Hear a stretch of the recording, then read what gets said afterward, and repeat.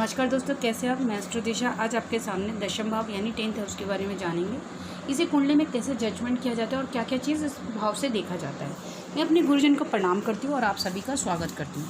चलिए जानते हैं दशम भाव यानी 10th हाउस के बारे में। मध्य, जीविका, राज्य पद, सत्कर्म, व्यवसाय, जय पद या श्रेणी, सच्चरित, मान, त्याग, अधिकार, गुण, ऐश्वर्य, गमन, ज्ञान, प्रवृत्ति। आइए थोड़ा डिटेल में जानते हैं इसके बारे में।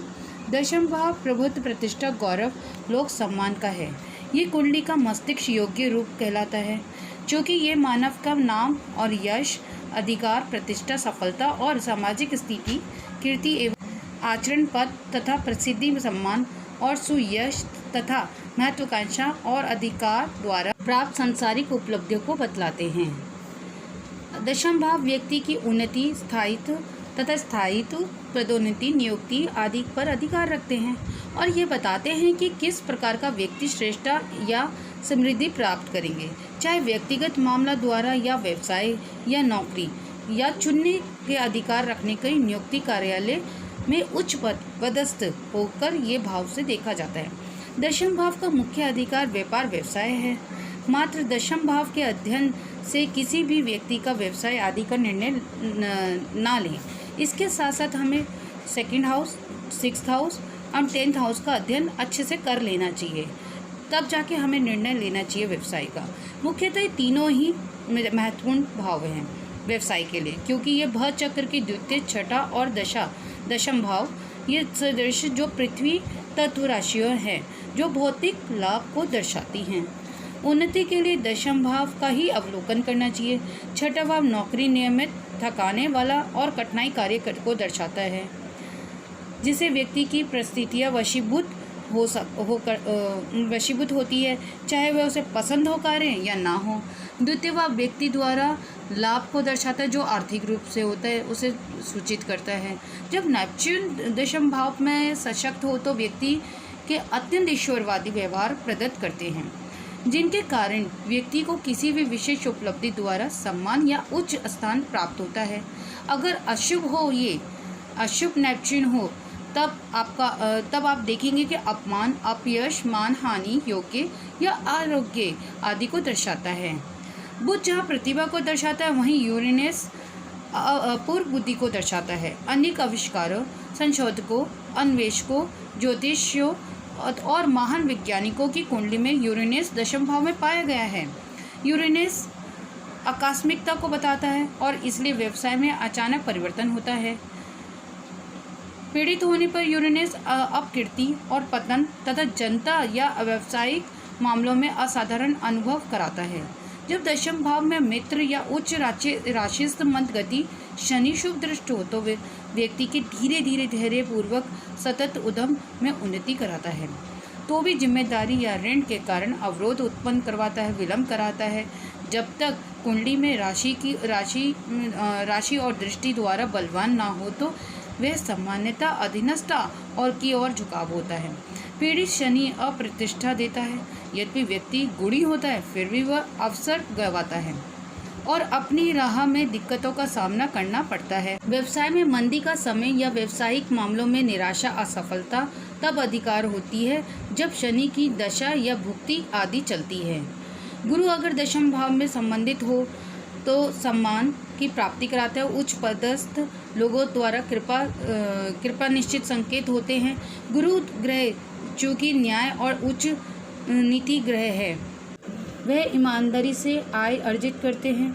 ये राजनीतिक, सामाजिक और आर्थिक सफलता में भी अच्छा प्रमाण मिलता है। दशम भाव को कर्मस्थान कहा जाता है। पालकों के अंतिम संस्कार, धार्मिक त्योहार, यज्ञ आदि का कार्य करना एवं धन कमाना इस भाव के अंतर्गत आता है। कभी कभी यह एक साथ ही होता है कि जब व्यक्ति को उन्नति होती है, उसी समय वह अपने पालकों में से किसी एक को खो देता है। दशम भाव नवम से द्वितीय है, जो पिता को सूचित करते हैं, और चतुर्थ भाव से सप्तम, जो कि माता को सूचित करते हैं। द्वितीय और सप्तम दोनों ही मारक स्थान कहलाते हैं। इसलिए ये कोई भी आश्चर्य की बात नहीं है कि दशम भाव से संबंधित ग्रहों की दशा भुक्ति के दौरान व्यक्ति व्यापार, रोजगार में तरक्की करता है और ठीक उसी समय अपने पालकों को भी खो देता है। वरिष्ठ अधिकारी, मालिक, व्यापार या रोजगार का जानकार, न्यायाधीश और संस्कार से संबंध में भी दशम भाव को देखना चाहिए। नवम भाव पिता से द्वितीय होने के कारण ये पैतृक धन और पैतृक संपत्ति को पर शासित करते हैं। अष्टम भाव बिना परिश्रम के कमाया हुआ धन बताते हैं। चतुर्थ भाव नवम भाव से अष्टम होता है। भारतीय ज्योतिष में पैतृक धन संबंध में चतुर्थ भाव से देखा जाता है, जो वंशाक्रम से प्राप्त होता है। प्रतिक्षेप क्रिया द्वारा दशम भाव भी इन सब पर अधिकार रखता है। उत्तराकाल मृत में कालिदास जी कहते हैं कि व्यापार, सौभाग्य, शासन द्वारा सम्मान, सम्मानपूर्ण जीवन, स्थायित्व, श्रेष्ठ अधिकार, घुड़सवारी, व्यवसाय, सेवा, त्याग, कृषि, डॉक्टर, नाम, यश, धन संचय, ताबीज, मरण, दवाइयाँ, जांग, समृद्धि, गोद लिया हुआ पुत्र, शिक्षा, शासन करने का ज्ञान, मंत्र, ये सभी कुछ दशम भाव से देखा जाता है। जातक देश माँ के लेखक दृढ़तापूर्वक कहते हैं कि व्यक्ति के सम्मान, रोजगार, गौरव, पद के विषय में दशम भाव से ही अनुमान किया जाना चाहिए। प्रश्न काल में भट्टोत्कच जी कहते हैं कि राज, अधिकार, धार्मिक गुण, पद, लाभ एवं वर्षा का अधिकार से संबंधित ऐसे अनेक विषय दशम भाव से देखना चाहिए। प्रश्न कुंडलियों के में न्यायाधीश फैसले व चोरों द्वारा चुराया गया धन के संबंध में भी निर्णय लिया जाता है। दीवान, रेस कोर्स में अनेक अध्यक्ष, अश्वों से प्रशिक्षक और अनेक मालिकों के सत्तात्मक राज्य के विषय में दशम भाव को देखा जाता है। मुंडेन या राजनीतिक ज्योतिष में दशम भाव से शासन के संबंध में बताया जाता है। इनके कार्य या मुख्य अधिकार या प्रदेश के मुखिया को दर्शाते हैं, चाहे वह सम्राट हो या राष्ट्रपति हो।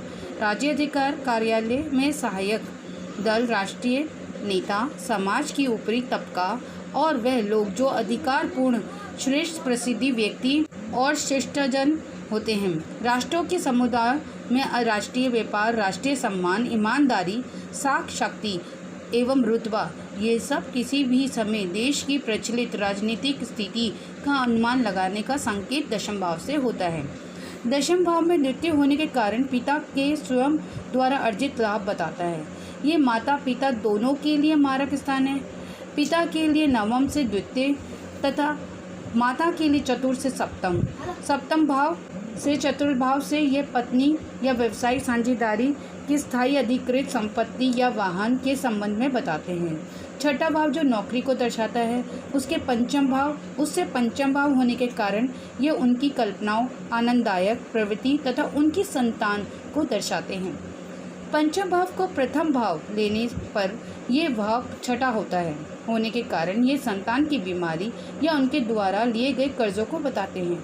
चतुर्थ भाव से सप्तम भाव होने के कारण ये माता के मुकदमे, चुनाव आदि के बारे में बताते हैं और विरोधियों के बारे में भी बताते हैं। छोटे भाई बहन को खतरा, उनको मिलने वाली उत्तरदान इत्यादि के विवरण भी इस भाव से ज्ञात होता है, जो कि तृतीय भाव से अष्टम है।